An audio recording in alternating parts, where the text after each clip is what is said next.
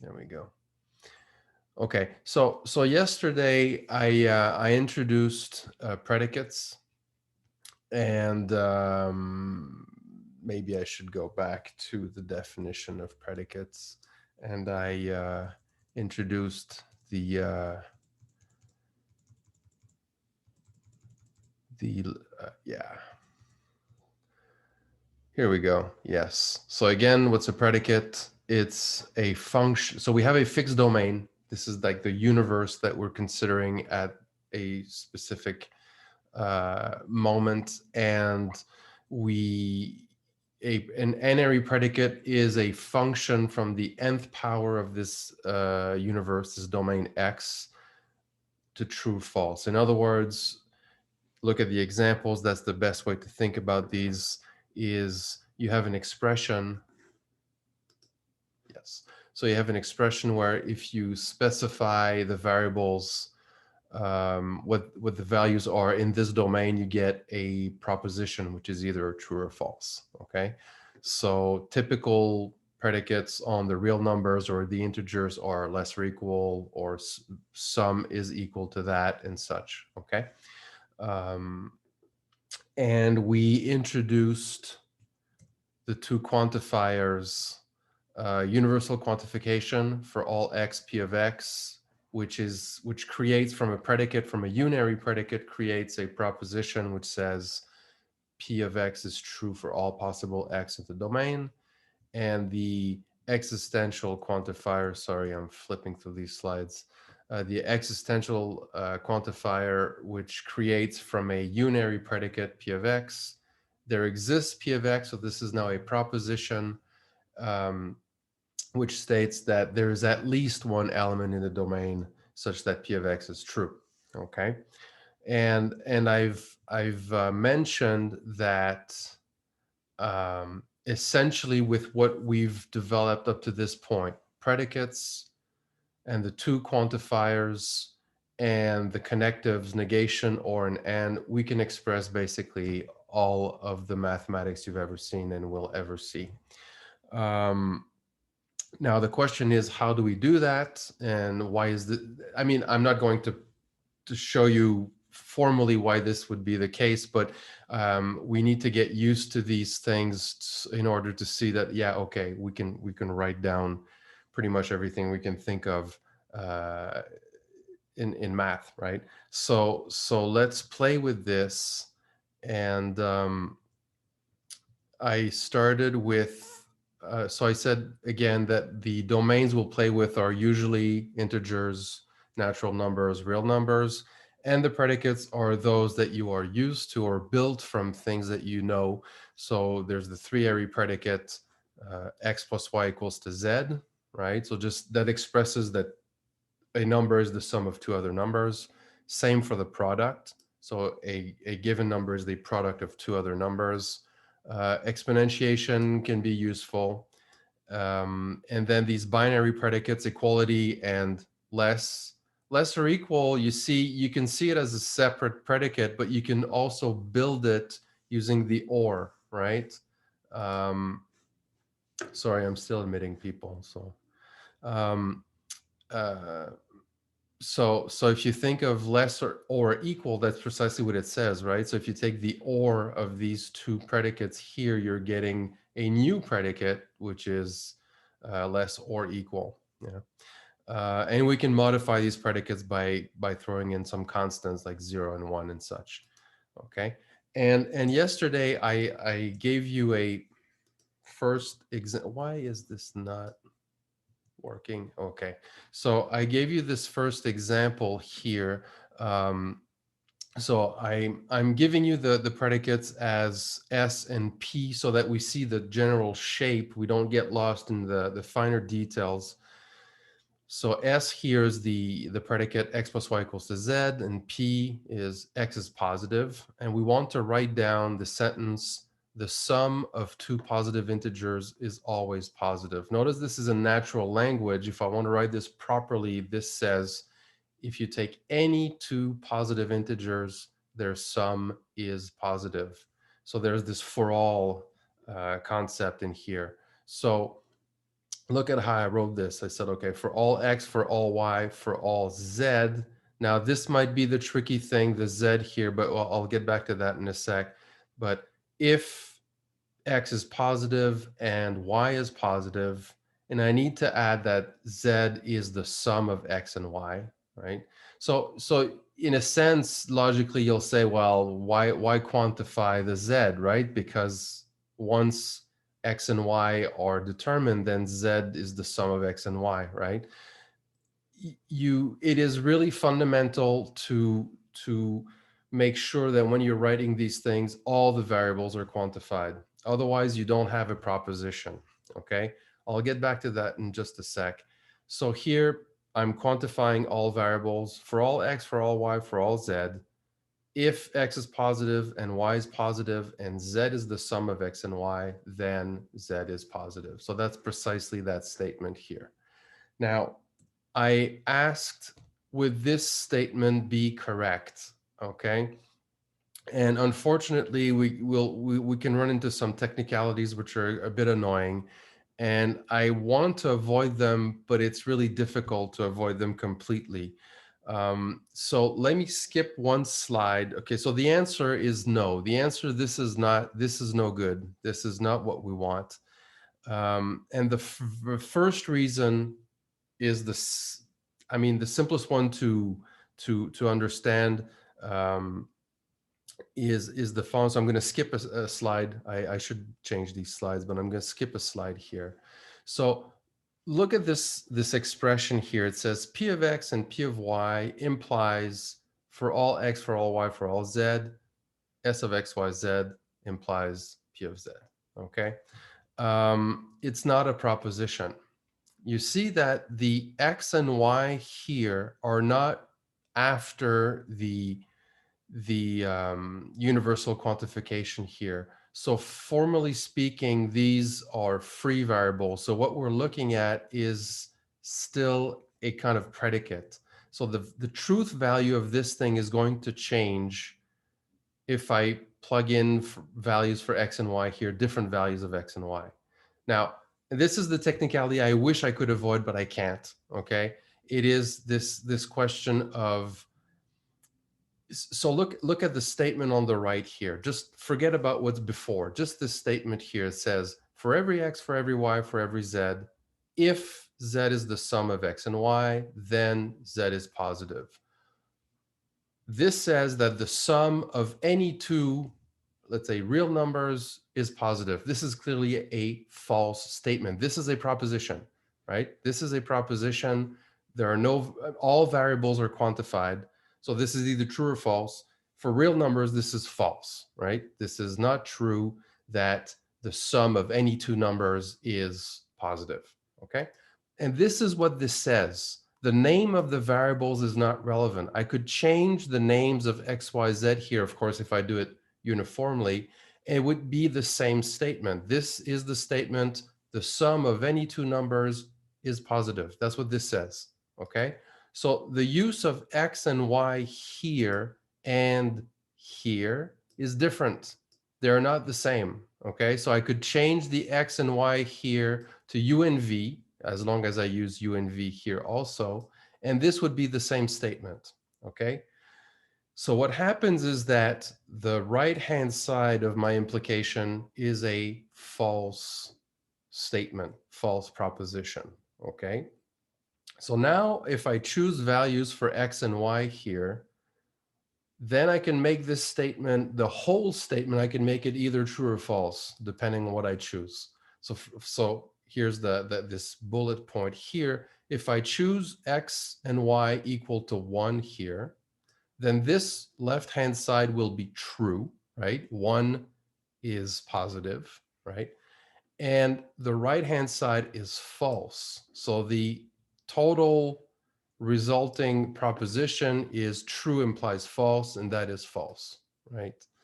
Now, if I choose X and Y to be -1 on the left-hand side, then this left-hand side becomes false. And then it doesn't matter whatsoever what's written after, the whole thing will be true. So depending on the values of X and Y here on the left, then I will get different truth values for this whole thing. It is not a proposition, okay? So this is no good. So let me go back now to the slide here.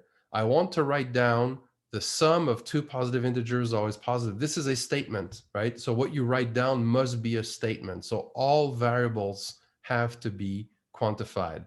And the simplest way to do that is to quantify at the very beginning. There's a name for that. It's called pre-next normal form, but I'd like to avoid that as much as possible. But if everything is quantified properly, obviously, then you're safe. You're going to have a proposition. Okay, it might not mean what you want it to mean, but at least that's settled. Okay, so the first rule is why this is not correct is because you have variables that are not quantified. The x and y here are not quantified, even though you see for all x for all y here, they'd have to be in front for these two variables to be quantified. Okay, this is a very technical point. I hope you sort of get what I'm saying. It's difficult to avoid. I wish there was a way to avoid this technicality, but it's hard to. Okay, and this is what I'm saying is in this slide that I skipped just a few minutes ago.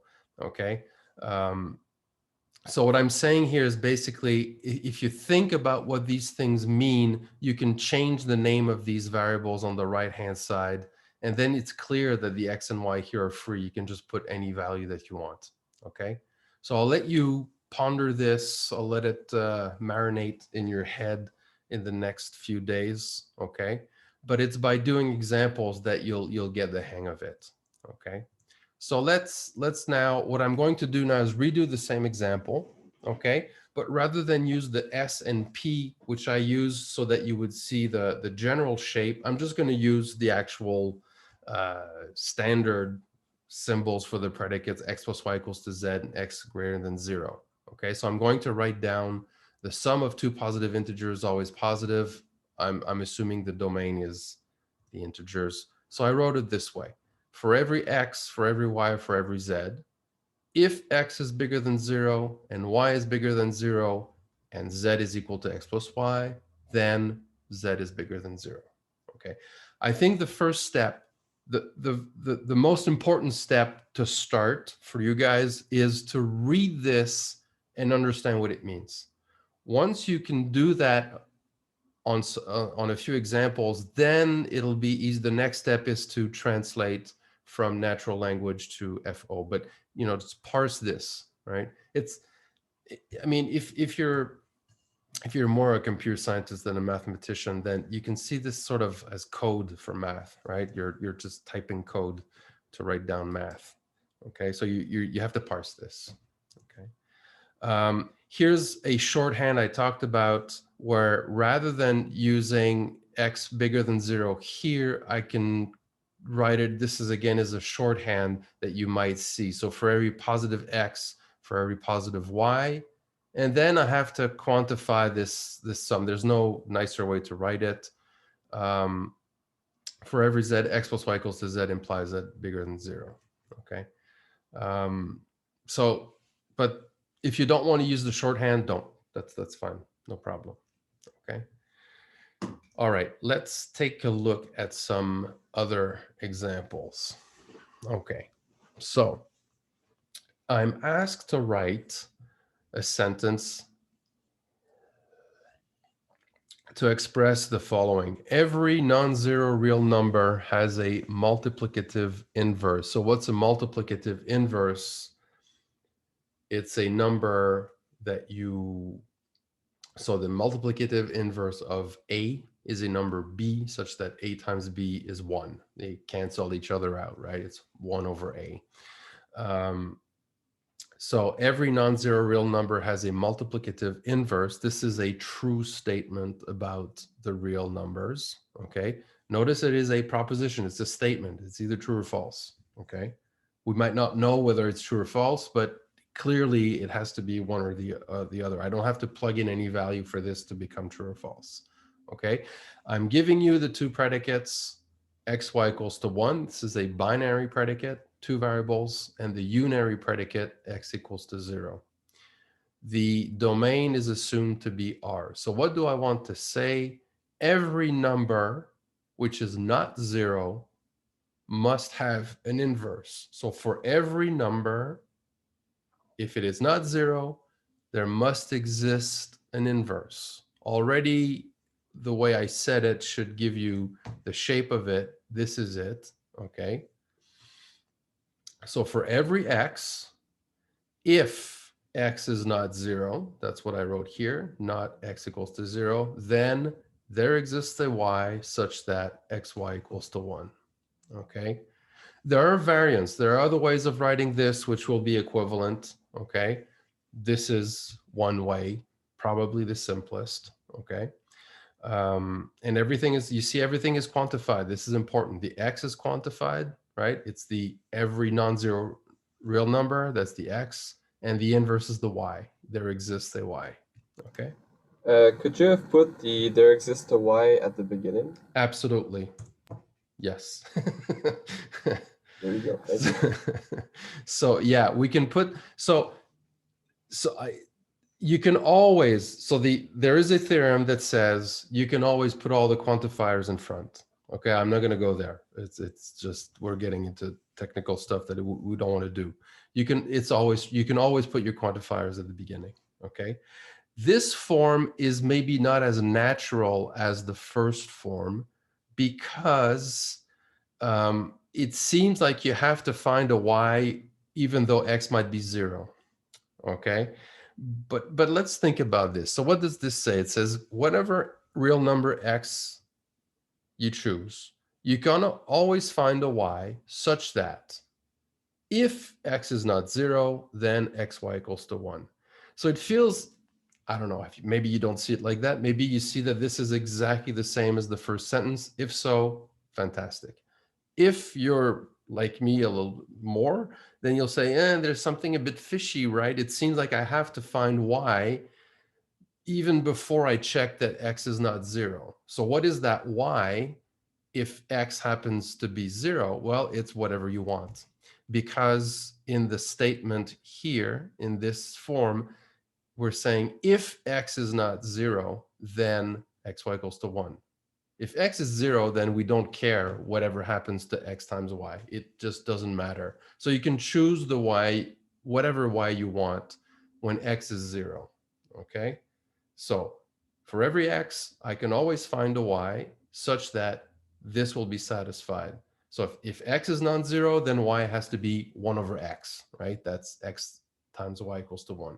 If x happens to be 0, it doesn't matter what y is. You can choose whatever you want, okay? So that's one way of thinking about it.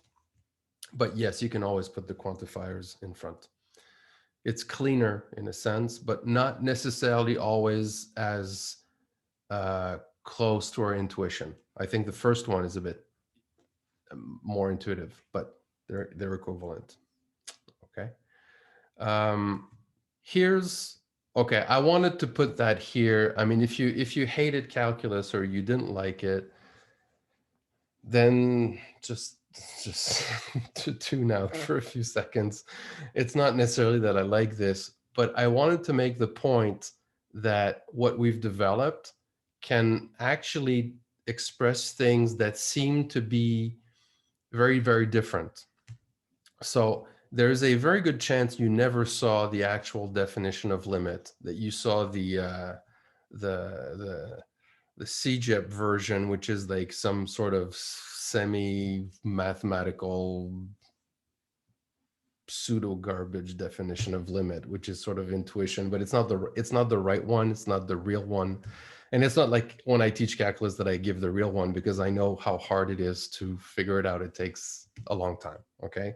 So, but maybe you had a very excited teacher and they gave you the actual limit definition. And here is the actual definition of limit.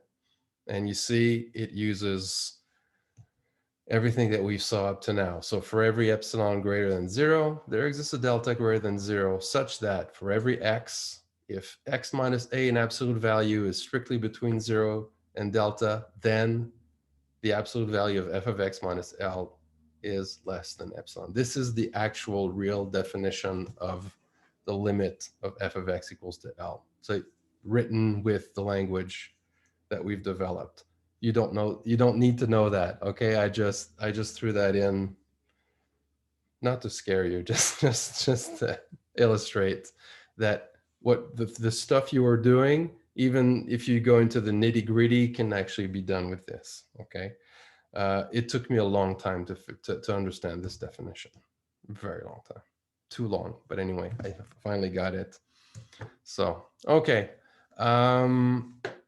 I'm going to skip this little part at the end here. I'll get back to it some other time.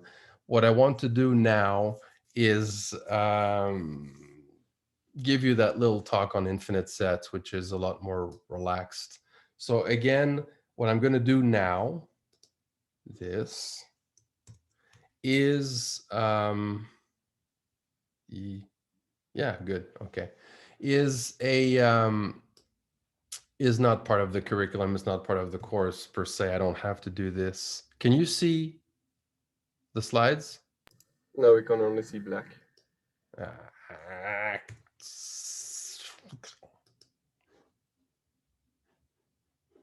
Okay, so I did bring it to the front. Okay.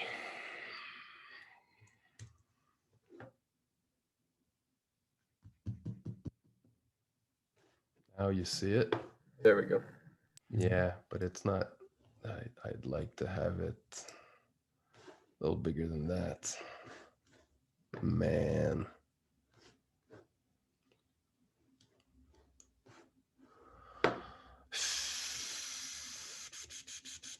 Sorry.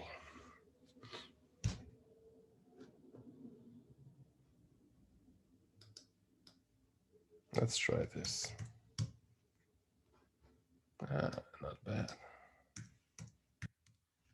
Okay, excellent. This is good. Okay, so on the first test, I'll just ask you a little question just to see if you were sleeping during just. Okay, this is for your general math culture, and it's fun. So yeah, so I didn't change the first slide. So this is a talk. So the Institut des Sciences Mathématiques is an organization that, among other things, tries to popularize mathematics in Quebec. And so some of us would travel around the province giving talks and CEGEPs about more advanced or more interesting stuff, trying to get people interested. So you'll see that the talk is sort of geared towards general CEGEP students. So some of the stuff in there you'll be more familiar with than the average Joe who was listening to this. So here we go. If I can make this work. Yeah. So I've put all sorts of little quotes from famous mathematicians and non-mathematicians throughout, and I'll read them out. So David Hilbert, great, perhaps the last great mathematician who understood all of math. He died at the beginning of the 20th century, said, "No other question has ever moved so profoundly the spirit of man. No other idea has so fruitfully stimulated his intellect, yet no other concept stands in greater need of clarification than that of the infinite." So that's our starting point. So these are things that I'd like to explore, which are, sorry, yes, man, too many windows. What's an infinite set? Which actually I've defined in this course already. So what's an infinite set? Can we count the elements of an infinite, or what does it mean to actually count the elements of an infinite set? And if we can do that, can we say that two infinite sets have the same number of elements, right? If we can count, then maybe we can say that. And if we can say that two sets have the same number of elements, can we say that two sets which are infinite do not have the same number of elements? And if we can say that, maybe we can say some infinite set has more elements than some other infinite set. So that's what I want to explore here. Okay. Okay. So again, here's a little warning.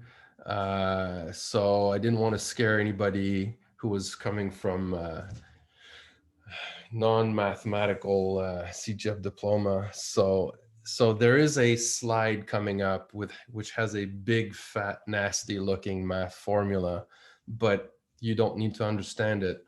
And there's not going to be any nasty math coming up in what you're going to see. Okay, so but I just wanted to try to be funny. Okay, all right. John von Neumann, another great mathematician, computer scientist, said something that I truly like. In mathematics, you don't understand things; you just get used to them, which is to some extent very true. Or in a sense that understanding is often getting used to. That's the same thing, right? Okay, so a bit of background about this. Near in the last quarter of the 19th century, the German mathematician Georg Cantor was studying a problem, very applied math, Fourier series, which are a way to approximate complicated functions by very regular waves by stacking them up. That's what the idea of Fourier series is. And if you remember Cal 2, if you dare to remember convergence of series, right? So Cantor was trying to determine on which sets of real numbers you had a series like this that would converge, where in a sense that in converge and such that the coefficients would be unique.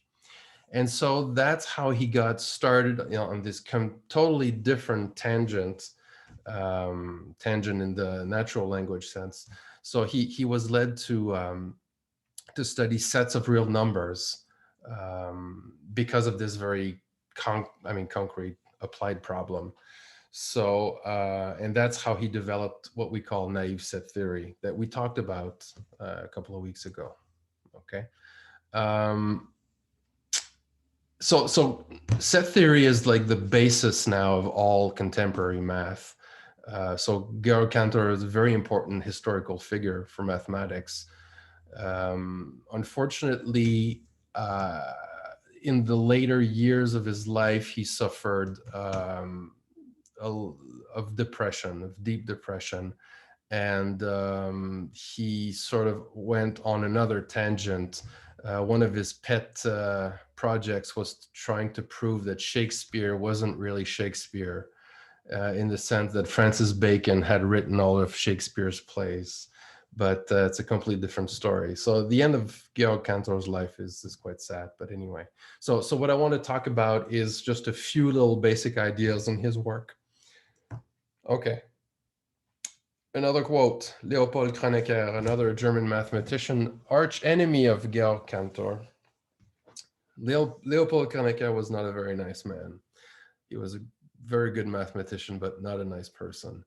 But this is a good quote. God made the integers, all else is the work of man. A very interesting quote. Here are some infinite sets, right? You know some infinite sets. You've heard they're infinite. You sort of know why they're infinite or what it means, but we'll talk about that just a sec. Natural numbers, you've seen these before. I didn't put 0 in there, I don't know why. The integers, the rational numbers, the fractions, the set of real numbers, the set of points in the plane, these are all infinite sets, yes, okay. Counting, how do we know if two sets have the same number of elements? Okay, well, here's one way. So did you start counting? No, I hope not. But a nice way to do it, rather than actually count them, right? What you can do is just replace them in a smarter way like this. And what does that mean? Actually, it means that we found a bijection between the two sets. So here's my first definition. We'll say that two sets have the same number of elements if there's a bijection between the sets. And by the way, for you guys, you saw the actual definition, the real definition of bijection, which is a function is just one-to-one and onto, okay? And what's a bijection? It's a pairing up of the two sets. So if, for example, if you take the set consisting of the elements A, B, C, D, E, and the set consisting of the integers 1, 2, 3, 4, 5, you can pair them up, right? So you have a one-to-one and onto function between the two sets. And so we say they have the same number of elements, right?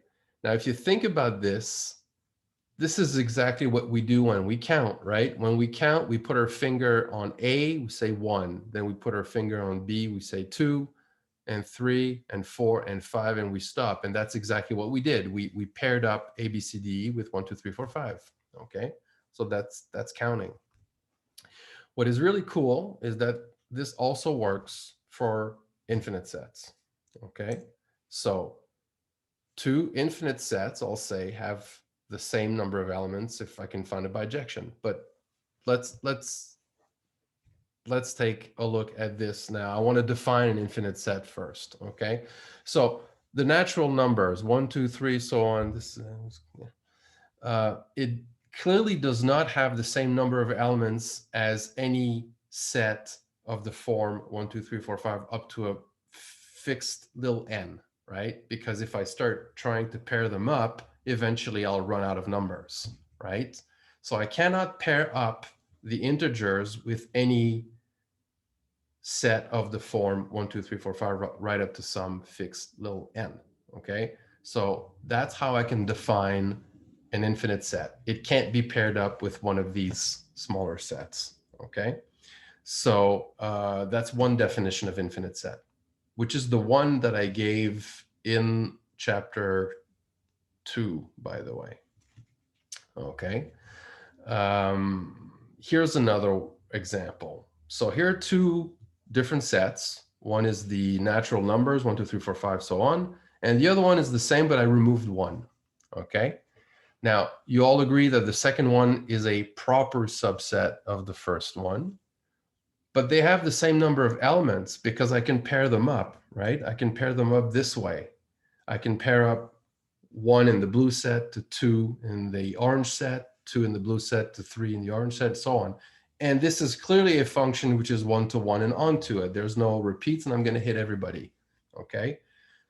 So I started with a set, and I found that it has a proper subset with the same number of elements. So that's a different way of defining an infinite set. Clearly, you can't do that. I mean, intuitively, you can't do that with a finite set, right? But with an infinite set, you can do that. And that's an alternative definition of infinite set, okay? It contains a proper subset which has the same number of elements, and that you can pair them up, okay? And that brings us to the famous Hilbert Hotel. So here's a picture of the Hilbert Hotel. Nice picture. Okay, so here's the setup. So the Hilbert Hotel is a very special hotel. It has an infinity of rooms. They're all single rooms, and they are numbered 1, 2, 3, 4, 5, just like the positive integers. Okay, and for the next few minutes, you will be, or I will be, because this is done on Zoom. We will be the manager of the hotel, and one of our tasks is to keep track of who is in which room at all time. And this is really important. And so let's say you are the manager. I want you to take charge of this. You have to think in the following terms. You have to be able, if somebody asks you, where is Mrs. Smith? You have to be able to look up some table, some formula, whatever they'll tell you, Mrs. Smith is in room 1234. You have to be able, or if I ask you, who's in room 1,725,000, Mr. Jones. Okay, so you have to be able to do that. Not, oh, well, it has to be precise. You have to be able to do that for any room, any person. Okay, so Monday, the hotel is full. Okay, now you have a list. We don't have the list, but we have presumably we have a list of everybody who's in which room, right? Now, a new guest shows up at the reception, okay? The hotel is full. Can you find a room for this person or not? Now, some of you have maybe seen talks on this, but this is old stuff.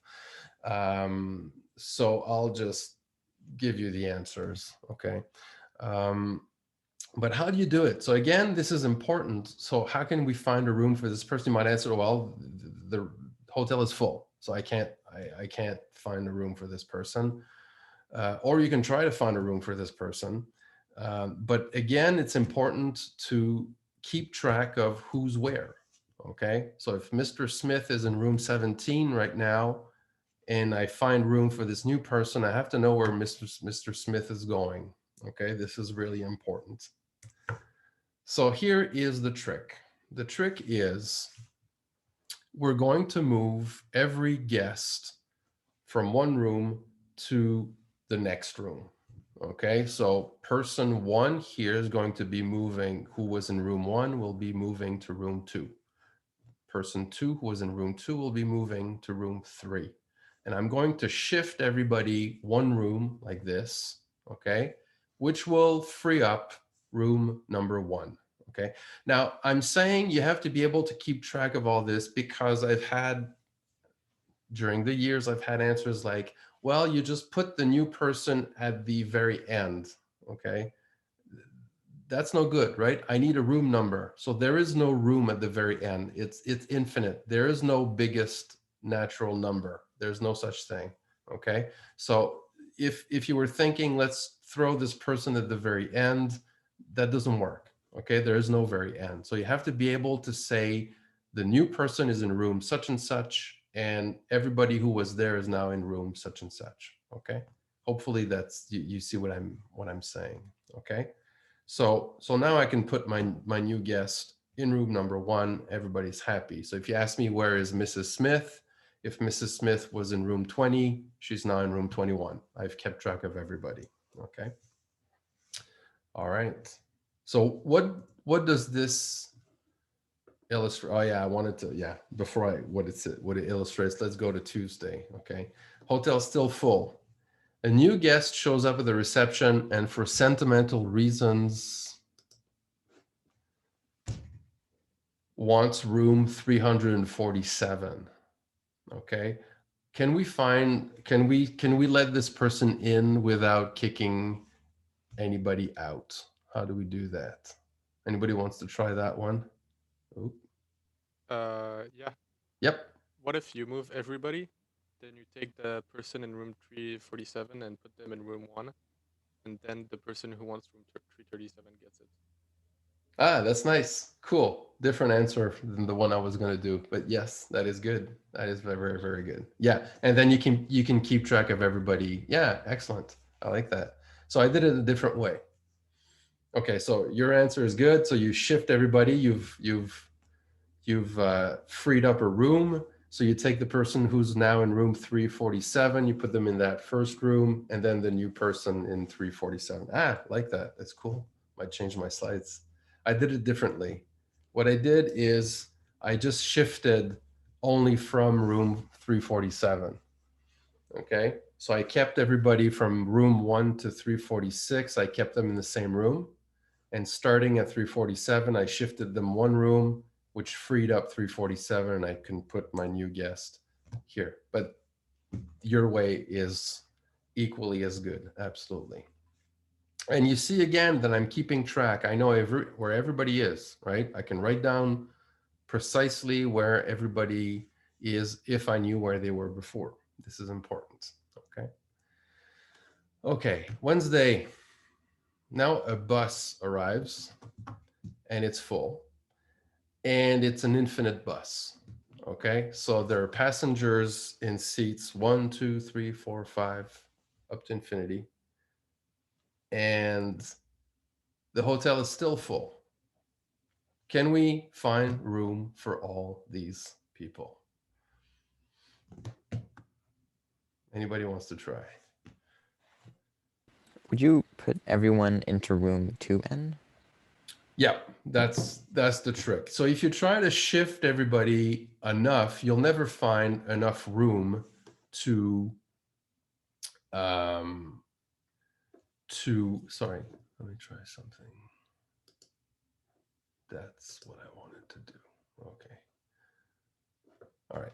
So the thing is, if you're trying to do this intuitively, just like we did before for one person, it's not going to work because you can't shift all these people an infinite amount of rooms. Okay, because you're going to lose track of who's where. You have to be able to say, Mrs. Smith is in room such and such. Okay, so the way to free up an infinite amount of rooms is, yes, what you do is you shift the guests to twice their room number. So the guest in room 1 goes to room 2, the guest in room 2 goes to room 4, the guest in room 3 goes to room 6, and so forth and so on. And you're going to free up all the odd numbered rooms. Okay.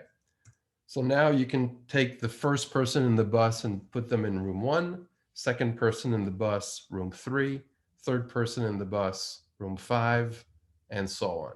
Okay. And you see, you can write down and you can keep track of where everybody is perfectly, right? If somebody was in room 14, now they're in room 28, right? And from the bus also, you can tell exactly where everybody was. Okay.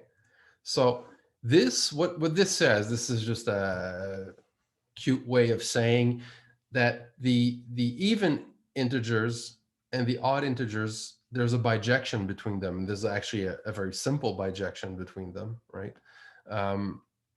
And also with the set of natural numbers, all these sets have exactly the same number of elements. Okay, Galileo apparently had observed this. He didn't do anything with it, but he did other stuff. So it's okay. So all these 3 sets have exactly the same number of elements. Okay, Thursday. I'm making it harder now. So now we have a caravan of buses that arrives, and it's an infinite caravan of infinite buses. Okay, and all the buses are full. Okay, so now can we actually fit everybody? This is trickier. So now I have first infinite bus, second infinite bus, third infinite bus, and infinitely many buses. The hotel is still full. So now, okay, I could ask one of you guys to tell me, but chances are you either don't know or you've seen it before, I'd say with high probability. So I'm not gonna ask. So sorry. So the answer is yes, we can do it. Okay. This is a bit trickier, obviously. So here is how we're going to do that. So the first move is to free up an infinite number of rooms, just like we did last time for one bus. Okay. So I'm going to have all the odd numbered rooms available, right? By shifting each person from room N to room 2N, I can free up rooms 1, 3, 5, 7, and so on. Okay, that's done.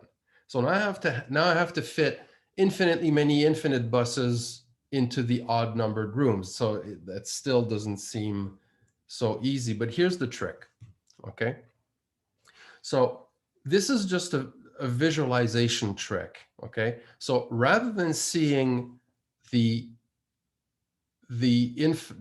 odd numbered rooms as a sequence, see them as a grid. So imagine a grid which is infinite to the right and infinite towards the bottom. Okay, and you number these odd numbers as follows. So 1, 3, 5, 7, 9, 11, 13, 15, 17, 19, 21, 23, and so on, right?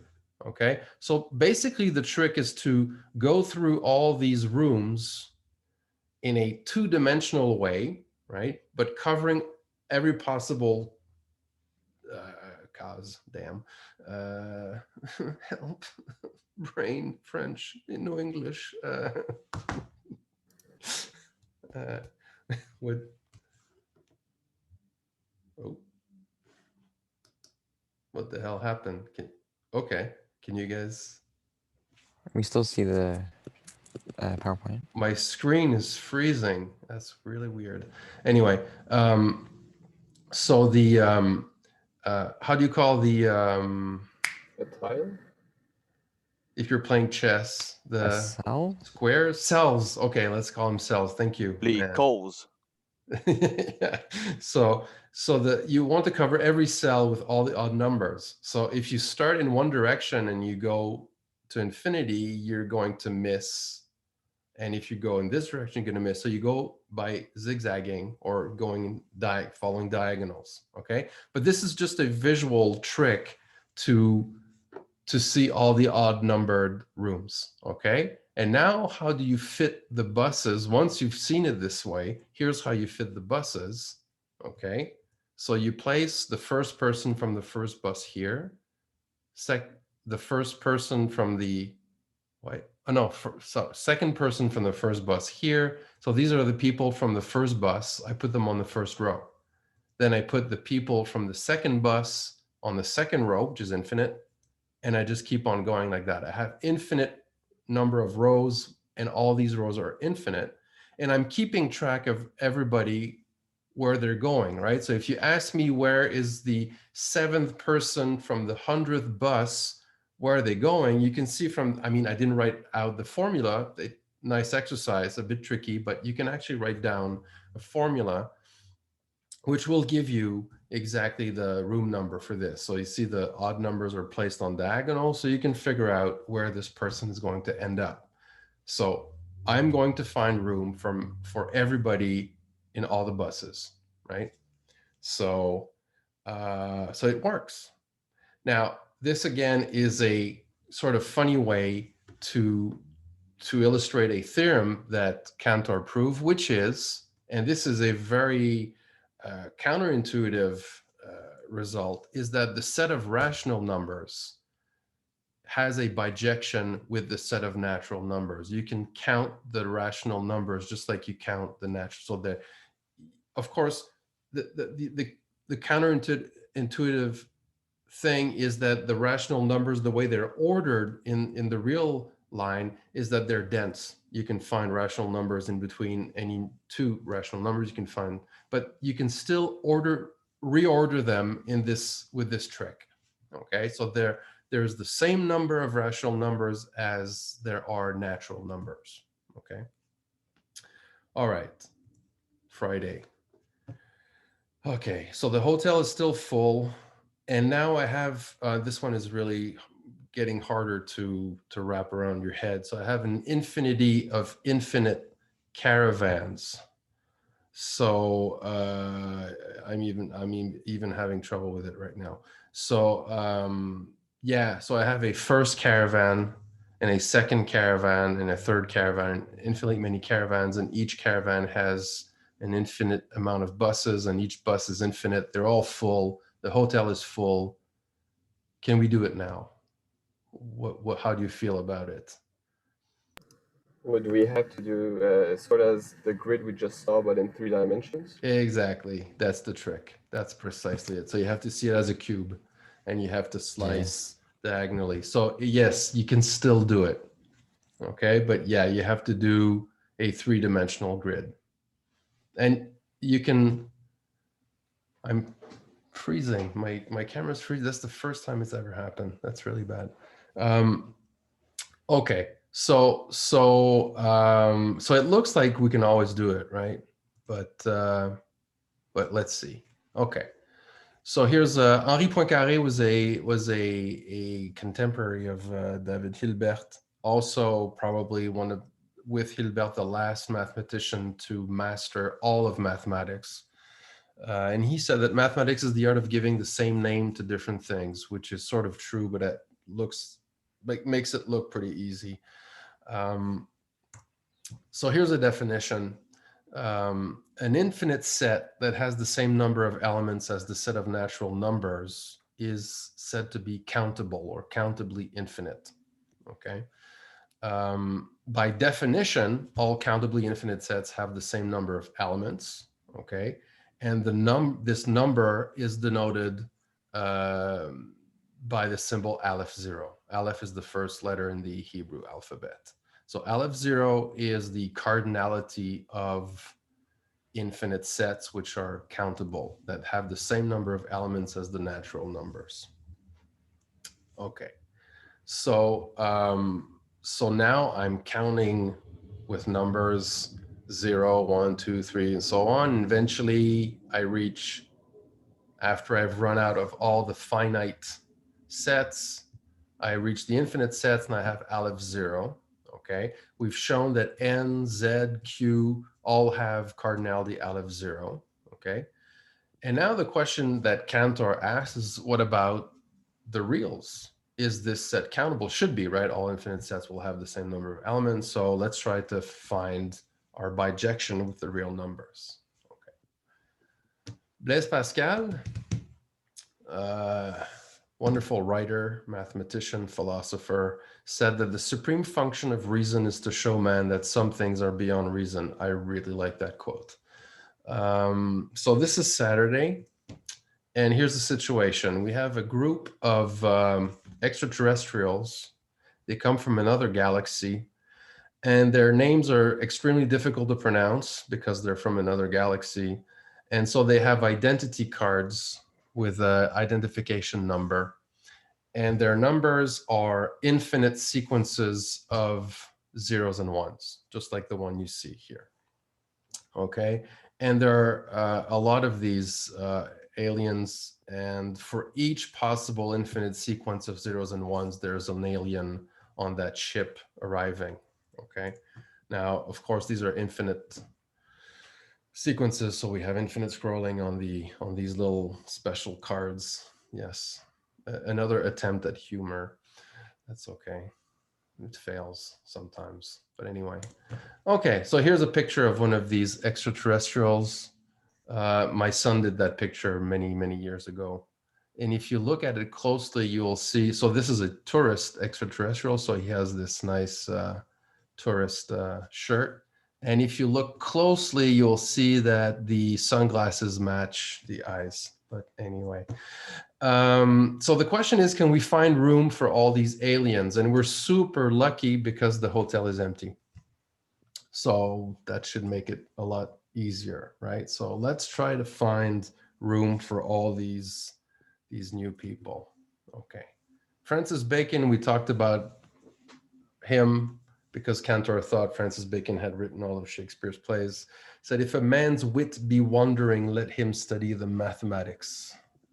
Another good quote. Okay, so let's suppose that we can actually fit all these extraterrestrials in the Hilbert Hotel. Okay, so what does it mean? It means that I have a list of all these extraterrestrials, infinite sequences of zeros and ones, and I have a list that matches the rooms, right? So imagine this is the list that we're looking at, and let's see what's going to happen with this. Okay, so this list contains all possible sequences of zeros and ones, okay? And I'm going to play a game with this list. I'm going to create a sequence that I'm going to call S, and I'm going to build it like this, okay? So now I'm going to tell you what the first bit in this sequence is. This first bit is 1 if A1 is 0, and otherwise it'll be 0. So you look at the first bit here, A1, and S1 will be the flip of that bit, okay? Now I look at B2. So I looked at the first bit in the first sequence. Now I look at the second bit in the second sequence, and I define S2. S2 will be the flip of that bit. S3 will be the flip of that third bit in the third sequence. And I keep on going like that using the diagonal, okay?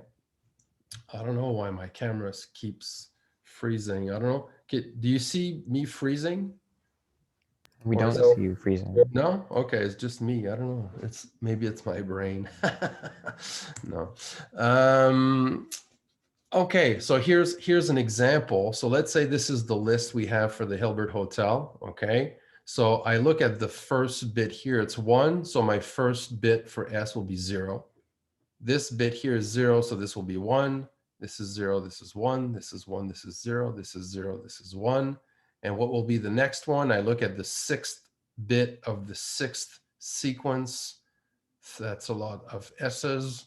So this is a 0, so the next bit will be a 1.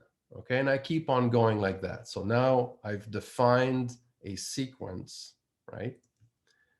Now, this list presumably contains all possible sequences. So it means that this sequence S has to be somewhere in the list. So where is it? Well, it's not the first one because they don't have the same first bit. And it's not the second one because they don't have the same second bit. And it's not the 1000th one because they don't have the same 1000th bit. And if you see where I'm going with this, you can see that S cannot be in the list. The way I built this sequence S, I made sure that it couldn't be in the list because it's different from all of these sequences in at least one bit. Okay. So basically what I've just done is I've said, well, that list we had was not good. There was at least one sequence missing. What does that mean? It means that if I try to fit all these extraterrestrials in my hotel, there's always going to be at least one extraterrestrial that can't fit in the hotel. There's no way I can fit them all. So if you think about it, that means there's a lot more extraterrestrials than rooms in the hotel. Okay. Now, what is the connection with the real numbers? Well, look at this sequence of bits. Just see it as the decimal expansion of a number between 0 and 1. So 0 point, and then put that sequence of zeros and ones. And you see that you're missing a lot of real numbers, right? But just those real numbers, you can't fit them in the hotel.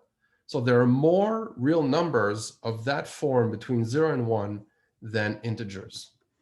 And so this is Cantor's theorem, very famous theorem that says that the set of real numbers is not countable. It's uncountable. There's no bijection. There's more. It's a bigger infinite set than the natural numbers. Okay. And here's a quote that I should really, every time I do this talk, I think I should actually go and figure out what this quote means. I have no idea. Oh God, I could be bounded in a nutshell and count myself a king of infinite space were it not that I have bad dreams. This is from Hamlet, written by Francis Bacon or William Shakespeare. I don't know what that means. By the way, the argument that Cantor used, if you got it, you might be smiling because it's really very, very nice. It's a very cute, simple argument. It's really a fundamental technique in theoretical computer science today. I mean, it's really, it's a trick that's been used over and over again. And so that was one of the reasons why I wanted to show it to you, and for historical reasons, because it's beautiful and it's fun. And so now we know that there are infinite sets that have more than Aleph 0 elements, right? And my next quote is from Buzz Lightyear. And eventually, one day, if I teach too long, I will put this quote to infinity and beyond with Buzz Lightyear as who said that, and nobody will know what I'm talking about, which is a great tragedy. I hope I don't teach that long. Okay, hopefully some of you know what this is. Okay. Now,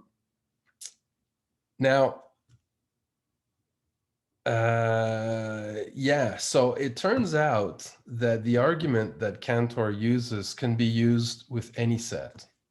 So if I take any set X and I look at the power set, we've seen that before, right? So these are the subset of X. You can do the same argument and show that the power set of X has more element than X, okay? So that means that if you take the real numbers and you take the power set of the real numbers, you're creating a set which is bigger, has more elements than the real numbers. And then you can take the power set of that and take the power set of that. So we have all these infinite cardinals, which are way bigger each one of them each time. Okay, so there's like there's like an infinity of infinities, bigger and bigger. Okay, and I added this slide here, but I just is, oh well, you can read it. But so the question, one of the questions that Cantor had was, so we've shown that, so we have the natural numbers that have Aleph 0 elements, and the real numbers, they actually have 2 to the power Aleph 0 elements. So the question was, is there anything in between? Are there infinities in between these two? And it turns out that the answer is a bit annoying. It is, well, if you want there to be, there are, and if you don't want them to be, there aren't. So, but that's very technical. So it's something which is independent of set theory as we know it. So you can work in math where there's infinities between these two, or you can work in math where there's no infinities between these two. But for everyday math, it makes obviously no difference whatsoever. In any case, to finish, Woody Allen said, eternity is a long time, especially towards the end. So that's the end of the talk. And hopefully you enjoyed it a little bit. So this, there'll be a little question on the test just to see if you were paying attention. And that was it. Any questions, any comments?